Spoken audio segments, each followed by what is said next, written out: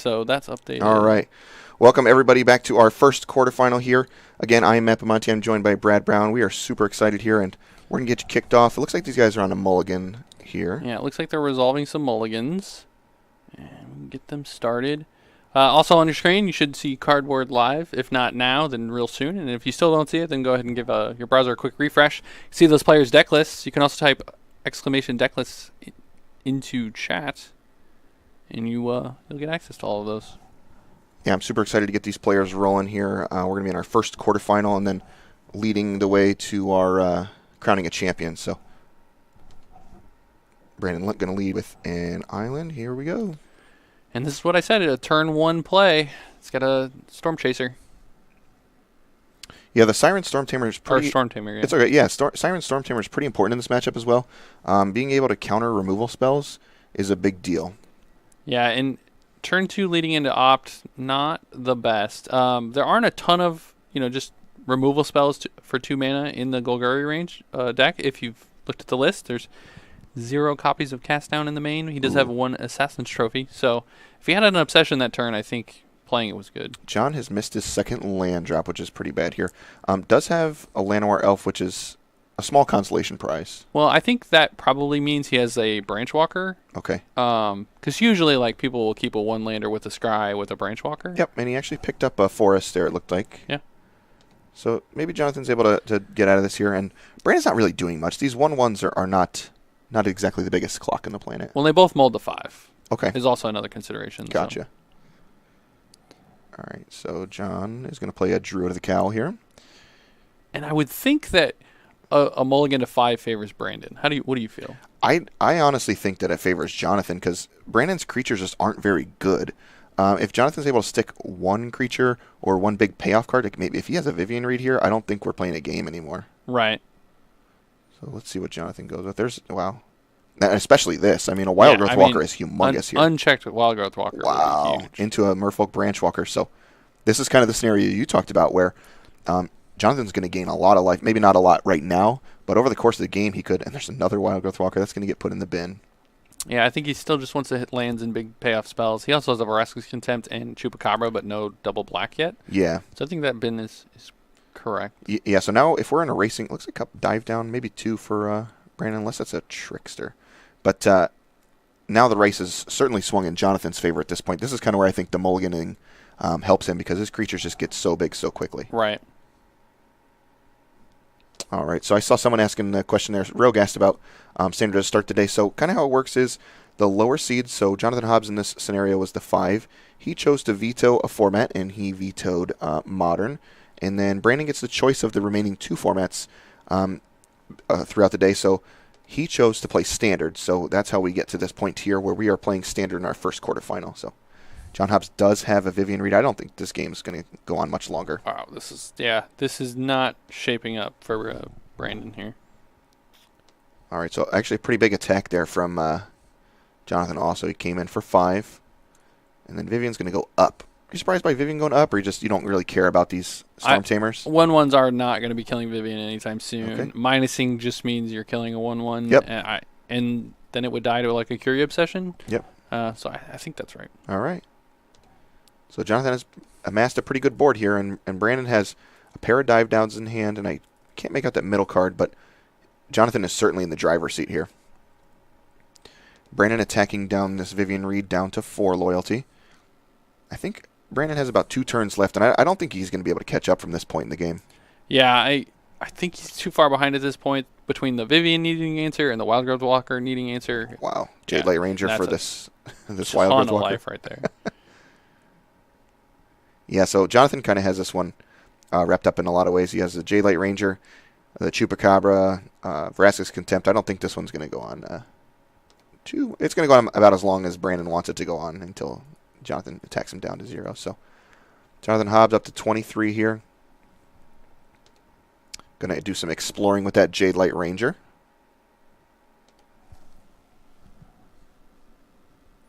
And kind of see what's going on. I'm going to go ahead and... You're keeping every Explorer, right? I think the answer is yes at this point. The foot's so hard on the gas, I don't think it really matters what's on the top. But if you want to be safe, I think gaining some more life is probably just fine.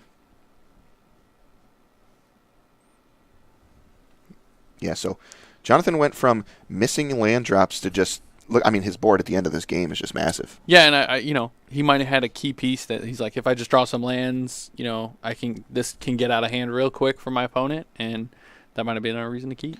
Yeah, so kind of a crazy one there on a mulligan, and Jonathan's board looked like he didn't even mulligan at that point. Yeah. I think it's kind of the power of some of the Explore creatures.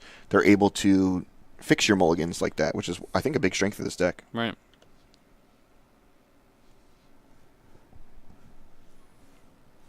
All right, so yeah, we're gonna come back to us for a bit while we let the players sideboard review their deck lists, and we're gonna review the deck lists with them at the same time.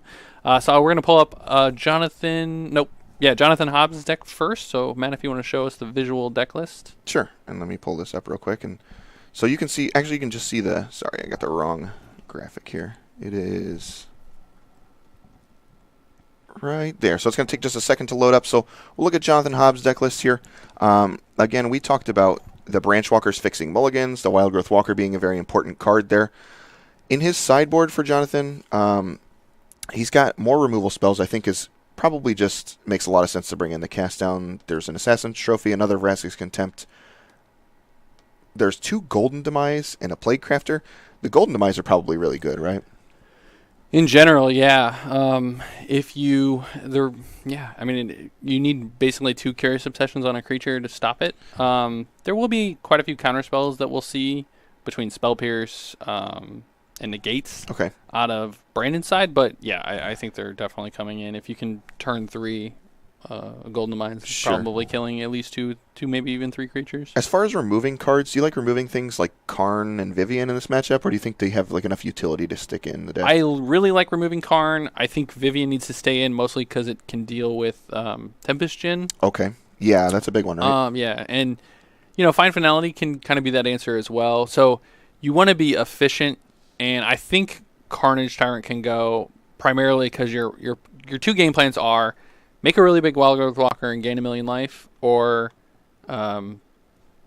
just remove all of their things. Yeah, removing all their things is kind of the tried and true. Like, this deck feels like Jund sometimes. And then why don't we pull up Mono Blue Tempo okay, here. Cool. Bring up Brandon's deck here and see what he's working with. So Brandon's deck, I think, just needs to get out very quickly in order to win this matchup.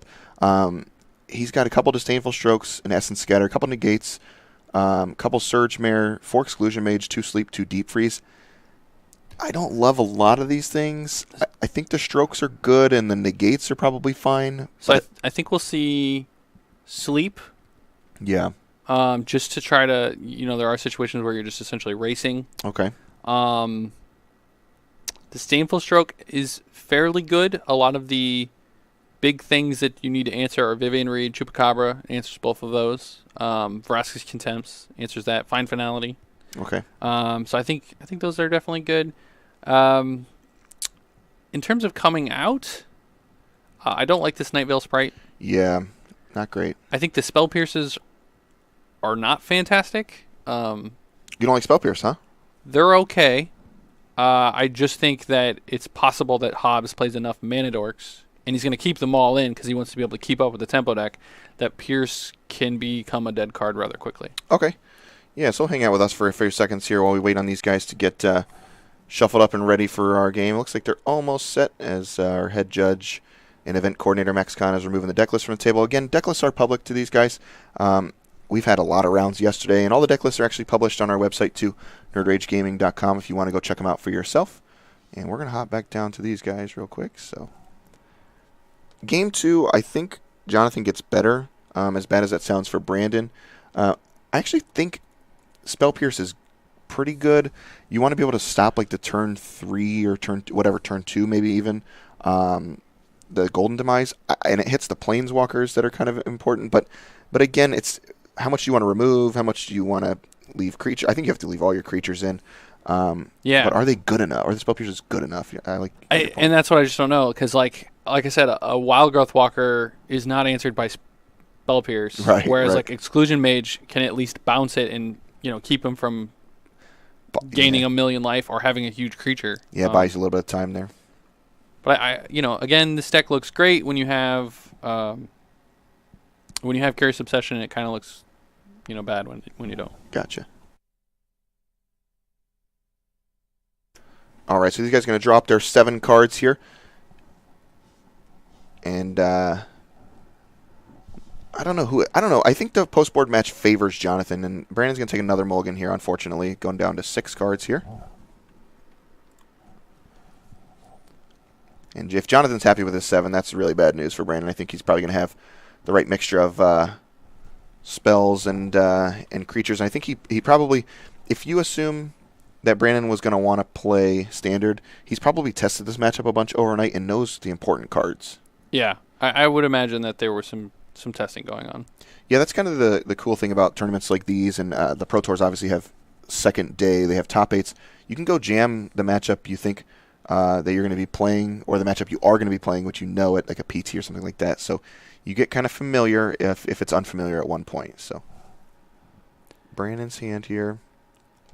Mulling over 6, and we're going to get them going. And leads again on another Storm Tamer, another Siren Storm Tamer. John going to lead with Duress. That's interesting to bring in. Yeah, again, you want to hit Curious Obsession. You usually don't get a turn 1 Duress in Golgari midrange, though. There's only 5 swamps. Gotcha. I guess he's playing more swamps than I typically see, but he also has Overgrown Tombs. 5 swamps, 4 Overgrown Tombs. So only 9 untapped black sources on turn 1. So looks like Wizard's Retort is going to be the take here. Wizard's Retort is a card I wish was good in Modern. Yeah.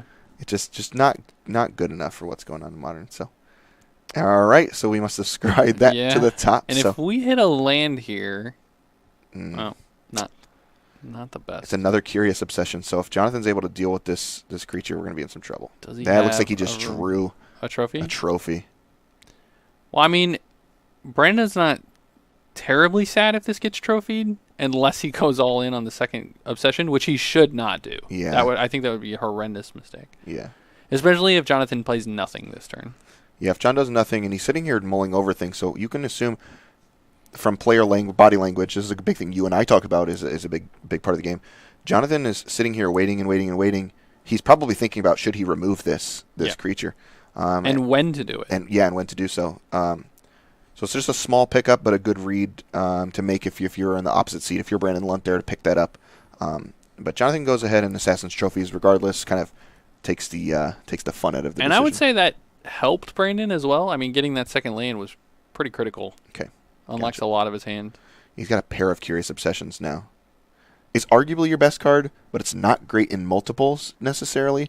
It's okay, but you don't want to load up on one single creature, I think, is the problem. Yeah, usually. So it looks like Brandon's going to go with Trickster here. I think I would have led on Warkite Marauder. Get a threat out there. You can tap something later and save some life. Okay. So Jonathan going to play a Jade Light Ranger. This card is just an all-star in this. It's standard the past few months now. Yeah. It's kind of like the worst Rogue Refiner. Yeah, a lot of things are worse Rogue Refiners. That card was really messed up for a while. It's kind of a similar principle, but... I agree. So there's a Merfolk Trickster, as you diagnosed. Going to tap down that Jade Light Ranger. And now you just suit up on this. Well, and that's the problem. So if you played Warkite Marauder last turn... Yep. Then... Wow. Oh, We're that's really a big creature. Then this turn... You could Curious Obsession on a flyer. Yes. But now Jonathan has a chance to essentially put a bunch of blockers in the way. All right. I think Brandon's actually ahead here. If he has a Dive Down or a Spell Pierce or something like that, I think he could be in good shape. Again, like if he has a Spell Pierce and a Chupacabra comes down. Ugh. All right. I think Jonathan has swung this game again. Yeah. So we're through 3 Curious Obsessions now. Right, but he does have a Tempest Djinn, so if Brandon can rattle off some lands, he can start to pump out a lot of damage with these Tempest Djinn. Gotcha. He's not under a ton of pressure. It's a decent amount here. But, yeah, Jonathan starts in pretty good here. It looks like he does have 5 lands yet to play one. All right, so we're going to lead on. I'm not sure if he has a Djinn or not. It looked like he did. Yeah, that's... Maybe he's... Yeah, that's tough. The Warkite Marauder comes down. Maybe if he has a Djinn, maybe he's just trying to save for a protection spell for it, which is pretty big. But I just don't know how much time he's going to have now with Jonathan just flooding the board and just casually drawing a couple cards. These Explore cards are so good. Yeah. And Brandon a little lucky in that, none of these put counters on him, so if he does draw like a 1/1, he could potentially trade with a Branchwalker. All right, so Brandon doing a little bit of thinking here. Trying to figure out the best way to get back into this game. I think he has a Wizard's Retort and a Tempest Chin, but it's so hard to get out of this kind of position now. Jonathan is down to only a couple cards, I believe, and I think Brandon knows one of them is a land. So here comes that Tempest Chin that we talked about. What do we got here? I know we have 2 lands in Jonathan's hand at least. Yes. Because of the Branchwalkers. Yeah, this is really hard now if you're in John, because you have to pump the brakes because the Tempest Djinn is just an abyss every single turn at this point. Yeah, it's a 5/4 right now. Yeah. And not a single one of these creatures gets through it. And is it worth it to you to attack through this and the Marauder and just make some trades? I don't think it is. I would attack with both my Branchwalkers and my Chupacabra. Okay. If you trades with the Chupacabra, it goes to the graveyard, which makes your Find and Finality better. And if you're already attacking with those 3 creatures, you might as well attack with your Jaylight Ranger as well. Gotcha. Wow, he just comes in with everything. I thought I might have snuck and saw Jonathan had a Memorial to Folly, which is another reason to try and get this Chupacabra in combat. Yeah, I think blocking the Chupacabra is a huge mistake here. Yeah, I don't love it. Good on Jonathan for kind of concealing that if he does have it, so... Sure does have the Memorial to Folly, so Brandon not going to fall down to 8. So Brandon really needs a creature to be able to... Ooh, all right, it's a 2-turn clock. 2-turn clock. Okay. So Jonathan's really on the back foot here. A single Wizard's Retort. He needs 2 removal spells. Yeah, I think John's just dead. I think he is too. I think he flooded a bit by the looks of it. I mean, he drew a lot of lands off the Branchwalkers, but then continued to draw lands for his draw step. Tempest Djinn is a really unique card. It really gives the mono blue deck. I know we joke about it playing a bunch of 1/1s or kind of not the most powerful creatures that the format has to offer. And Tempest Djinn just does a lot for the investment. So for 3 mana, obviously it's triple blue, so that's tough. But so this is the 7 power. Yeah, this is the Chain Whirler of blue, right? Like this is their cycle. It is, yes. And like just for playing lands, you get power. That's always that has to be good. And Not it has bad. flying. And like a 3 mana 0/4 wall, like that's going to block a lot of things in the early game. Yeah, it really stopped Jonathan from continuing to put the pressure on, and he had used early removal spells on other things, and the Chupacabra kind of hit. Not that the Chupacabra hitting something was worthless, but because it got 2 Curious Obsessions off. But then he just didn't have any kind of way to deal with the Tempest Djinn that Brandon just stuck on the ground and killed him in 2 shots. Yeah. I really wonder if we'll see some type of like bounce exile temporarily effect in the next set. It's something like blue-white typically known for. Yeah, something that flickers something. Yeah. Like Flicker Wisp style of effect. Yeah. Hopefully not Flicker Wisp because I hate just that because card. then like Jinn gets just another way to protect itself. Yeah. Because you're perfectly happy blinking it for a turn if it doesn't die, and you can still get in a ton of damage the next turn. Yeah, that's true. It would do a lot of work. We talked yesterday a bunch about the Hallowed Fountain is going to be in the format. I don't know how excited I am about that because of a card like Teferi. Yeah. But maybe there is some cards, like you said, like Flickering Effects, where there's a blue-white aggro. Because this deck is very capable of splashing another color. It doesn't because of the Tempest Djinn, basically. Yeah. But if you're unlocking a new set of dual lands, maybe it's something you consider. If you get Hallowed Fountain and Breeding Pool, like... Oh man. That opens up a lot of possibilities. Now we're talking. Because like green's likely to have some type of protection spell. Yeah. Blue already has one. Yeah, blue already has one. And then white is definitely a flicker effect. So I mean there's a lot going on. And like Flickering Trickster is good. Yeah, I mean there's a lot of utility to be said. So that's kind of cool, something to explore. I know we're getting kind of close to spoilers for the new set, I think, right? A couple weeks away? Yeah, I think that's right. I'm not a big fan of spoiler season. I think we've gone through this kind of exhaustively. I'm not a big fan of it, but with Standard being so good, maybe the Grinch's heart will grow a little bit. I don't know. Maybe not, but... I mean, I'm always excited for spoiler. I like to look at a card and say, I wonder where this can fit into the current meta. And a lot of people say, well, you can't really do that until you see all of the cards. That's kind of true and kind of not. Like, you can still evaluate the power level of a card. How does it compare to another card in a deck? Is it worth replacing it? And, or could it replace it? Yeah, I like the whole set, man. I mean, it's ideal, but just give me the whole set right now. I'd like to play. So, at any rate, we're going to get into a third and deciding game here for these guys, which is awesome. It's everything we want to be. You don't want to go out a quick 2-0, so I'm excited to watch this one. Jonathan getting to be on the play for the third and final game could be something.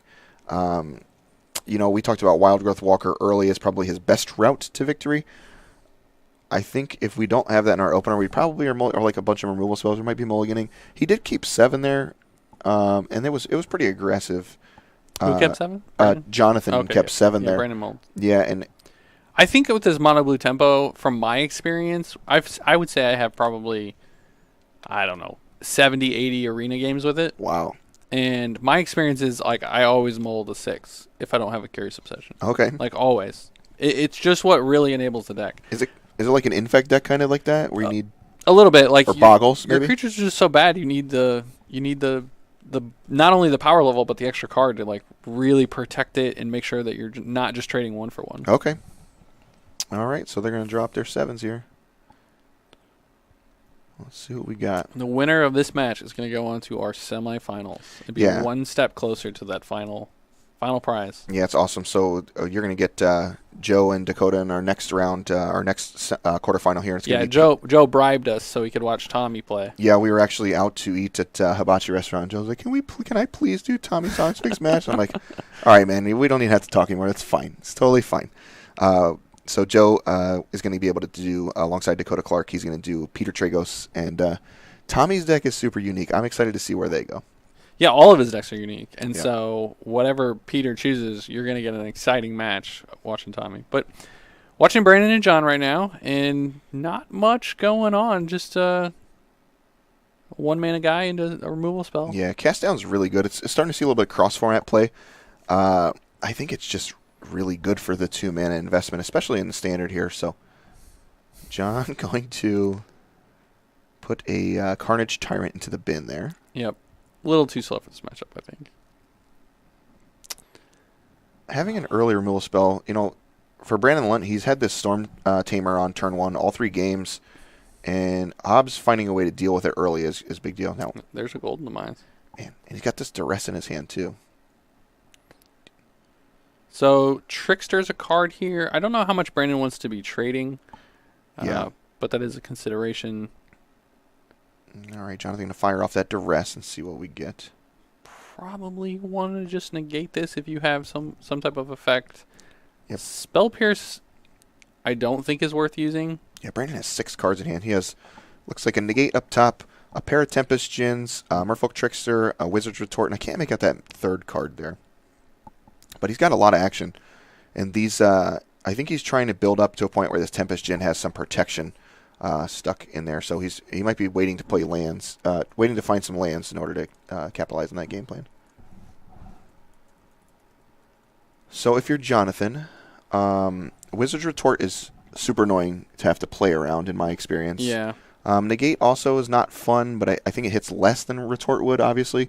Right. So I think Retort's a good one. That might just be Sleep. I can't tell what that is. So we're gonna get some. Yeah. We're gonna get some confirmation from our for our head judge there, Max Khan. All right. Yeah, Max acting as both our table judge and our head judge, since we're doing all of the matches. There's only one to watch at a time. Oh wow! So John goes for a find here and just picks up a Carnage Tyrant. Maybe figuring out that he looked at Brandon's hand now and says, "Wow, I need this Carnage Tyrant to end the game quickly." I think it's probably a decent choice. Yeah, it's really interesting to me that he did that, because Djinns are just really good now. Yeah, so I think he's just gonna stick one. Yep, he sure does. And this gives Brandon one turn before Finality goes off, and he has the negate and a retort for it, right? Yeah, he sure does. Now John is really looking for another black source here. He just picked up a Vraska's Contempt again to go alongside the uncastable Golden Demise in his hand. Yeah. All Man, right. Brandon's got a tough decision here. If he had a second black, I think Jonathan would have played it already. So just playing your second Djinn and hoping to fade a land is so scary. Boy, that's tough. I don't think I could be put in that kind of position. Yeah, I agree. I don't think you do. Yeah, this is good for Jonathan, so I think it's good here to try and get this in combat. If he needs to use the find. Here's a really heads up. This is why this is a heads up block. Whoa. Rip a land? He's a Memorial. It's a tap land. Oh, no. So that was a heads up block, and here's why. So if Brandon had a 5th land and plays it, and the Trickster's still on the table, he has Wizard's Retort backup. Yep. By blocking, he can't play Jhin and have Retort backup. That's right. So this is tough. Yeah, it's very tough. I don't know how John's going to win from here. With 2 counter backups, we're looking at 8 damage. Okay, we're just going to go with find. Yeah, I think he has to go with find here. Go get this Jade Light Ranger and try and race these Tempest Gens, which sounds really bad. That's not great. Like, you need 2 of those. Yeah, yep. But he has Contempt. He's just short on black mana. But if he draws this, like, he won't have a black source. Yep. To do Contempt plus Assassin's Trophy. Yeah, man, he's in a lot of trouble. And this is what the blue deck is, like, really trying to prey upon. It's like things like this, where you can only cast 1 spell a turn. Yep. Yeah, Jonathan's in a lot of trouble right now. He's going to take at least 8 next turn, possibly 10. Yeah. And, like, with Retort plus... All right. The Branch Walker's got to go, too. Doesn't do anything. I think he needs a Wild Growth Walker. Yeah, I think so as well. I think Brandon's going to win this game. He's in really good shape. Not finding a 5th land here. He has a Disdainful Stroke now, too. We're done. Does it change the clock at all? So no, it's 2 turns. Yep, That's right. Still 2 turns. Yeah, now he has Negate, Disdainful Stroke, and Wizard's Retort. We're done here. Yeah. Yeah, again, this is kind of what you talked about. It's just a protect the queen kind of strategy, something we've seen a lot with like Delver of Secrets decks, or it's Infect style of decks where you just play these threats, and Tempest Jhin is a bomb here. It's a 4 power. All right, here's a Plague Crafter, but again, not able to 2-spell, so it's just going to get countered. Yeah, it's going to just get retorted. All right, so you could lead on a Branch Walker and hope that it gets countered. You have to give your opponent a chance to mess up, and I don't think Brandon's going to counter it. There's no reason to. Can't play Carnage Tyrant. Contempt. Yeah, he's just got... He knows about the counters. Yeah, he has to attack. He has to play a Branch Walker and hope that Brandon counters it, and then try and stick a removal spell. Otherwise, we're done. Actually, he doesn't even have a Branch Walker at this point. So this one, I'd probably just let it go. It doesn't do anything right at this point. So no, it does.